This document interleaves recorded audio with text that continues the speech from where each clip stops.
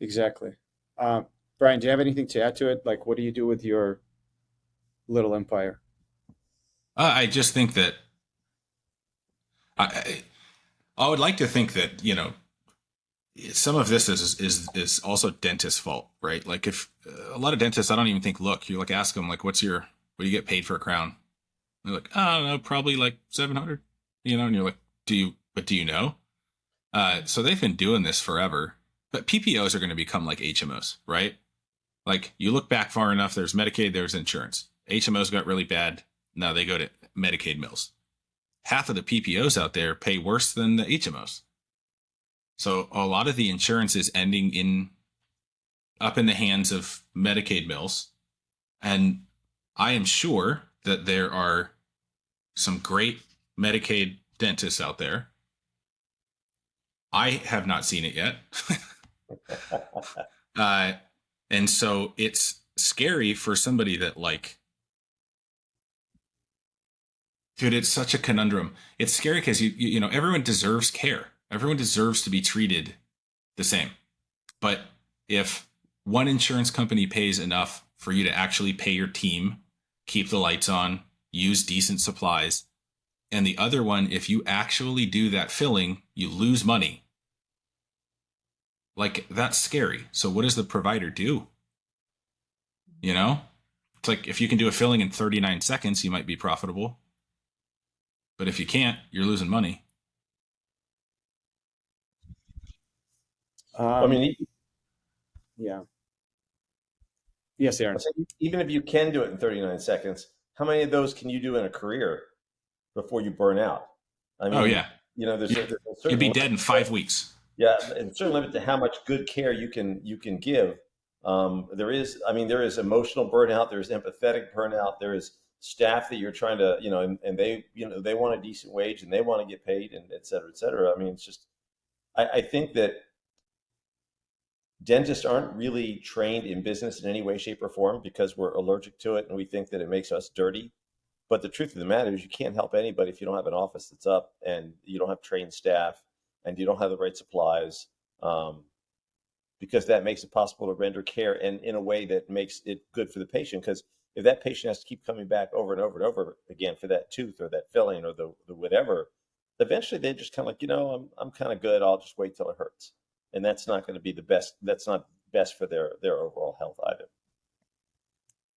Yeah, and then what does it tell? Hypothetically, imagine that patient goes to another dentist and they say, "Well, I went to see so and so, and now it hurts like 2 days or 3 days after," right? And so the other dentist will be like, "So why didn't the other doctor do something about it?" And are they going to say, "Well, I didn't want to"? They're just going to say, I don't know. He just said it's okay for now, right? And so that it creates that vicious cycle of like dentists not liking each other because the patient will just not make a decision, or I guess we're not good at convincing them that they actually need to get it done. But then there's all these insurance companies involved. I don't know. It seems interesting.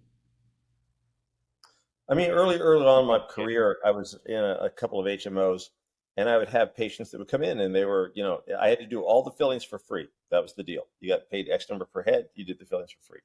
And patients would come in with these composites that were decayed all around the edges of them. And I would say to them, like, how long it's been? Oh, I go every 6 months. Oh, well, these little brown spots up here, like, what did the doc say about those? He said he didn't know what they were, but like they got really bad. We could always crown the teeth. So it's kind of like with waiting to get to a procedure he could get paid for, and that was kind of the way he went through life, and it's just not good. Huh.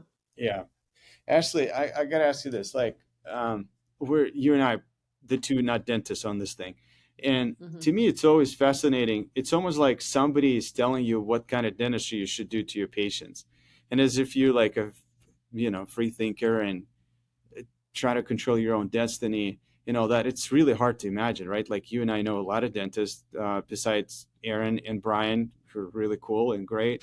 But it's like, how do you think, like, how did that happen? That somebody like an insurance company dictates the quality and the standard of your care? I mean, they control the he who has the gold has the power, like, and they're the ones controlling the funds, so that it got so big. And like you said, or someone said earlier, it was Medicaid and insurance, and these were the options. And then it just spiraled. And like Aaron mentioned earlier, it's been squeezed and squeezed and squeezed to the point where like dentists are like, I can't do this. I can't live like this. We can't offer quality care for this. That's a really interesting point, Aaron, you just made about waiting to get to a procedure he could get paid for. That's fascinating and scary. And I guess the outcome of this system that's been in place for so long. Yeah. And just to wrap it up, what do you guys think that needs to happen to change that? So, okay, so now dentists, private offices are leaving those insurances, going out of network. Like, is ADA going to step up and say, all right, so we actually going to work with individual practices and try to support them and protect them and go negotiate with insurance companies? Or there's something else, some other force needs to emerge from this? ADA is not going to do shit. We got a lot of friends from ADA. It'll probably be. I don't see any end in sight. I'm not saying that pessimistically. The only way that it changes is if the majority of the general public understood what is going on, and it would have to be from the top down. The problem is, insurance companies are the strongest companies on the planet. They're the strongest voting companies in the US. They also merged with pharma, so now they're overwhelming. So any politician that would go up against them, I mean, that's kind of political suicide. So I don't know. It would have to be from the very top down. And then everyone's like, well, why don't we just have, everyone gets insurance like it, all these European countries. I have friends that have had experiences that are pretty bad there. So I don't know if that's the answer, but I don't know, man. Where do we go? Well, to that, I don't know. Everyone's had bad care for like you can have bad care in the US that your insurance is paying for too. That's a good point. Oh, yeah, you're right. I mean, the thing is, though, every time we pull out, let's have something like the Europeans do, or et cetera, et cetera. If you actually go to those people and to those countries and ask them, what's their experience like there, and then you also look at where's the money coming from. You look at the taxes that are helping to support that.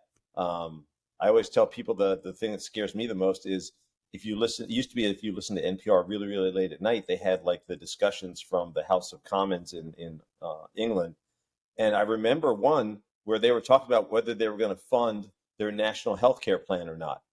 I mean, when national health care becomes a political thing where we decide are we going to fund it or not, it might as well be Medicare because we kick that ball around too, and it was never really meant to be that. The quality of care is like we were just talking about with Medicaid. That's and you look at like, Aaron, you were like, well, or Tiger, you're like, well, why wouldn't you go back to your dentist? Because they call their dentist and they're like, yeah, you can come in 3 months. Also true. And you see that a lot of the time, so I don't know. A good starting place would be that reimbursement keeps up with economic trends. So if everything else is costing more, you should get reimbursed more.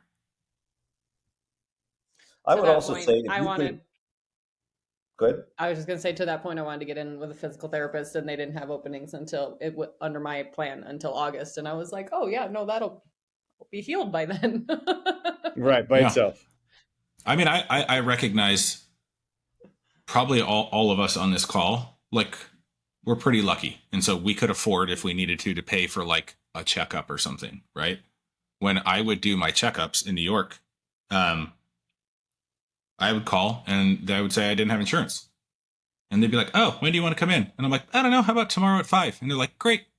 And you don't wait in line really. And, I'm not going to do that for like a hip surgery and spend 160 grand. But like, it's just, it's crazy the difference in treatment. But it does have to do with, I walk in, I give them cash. They don't have to do work. They don't have to, chase claims. They don't have to do anything. All I'm going in for is a checkup. right? For me, time is valuable to me. So to be able to pay a little bit more and walk in and walk out is fantastic. But it's the cash Yeah. that speaks, right?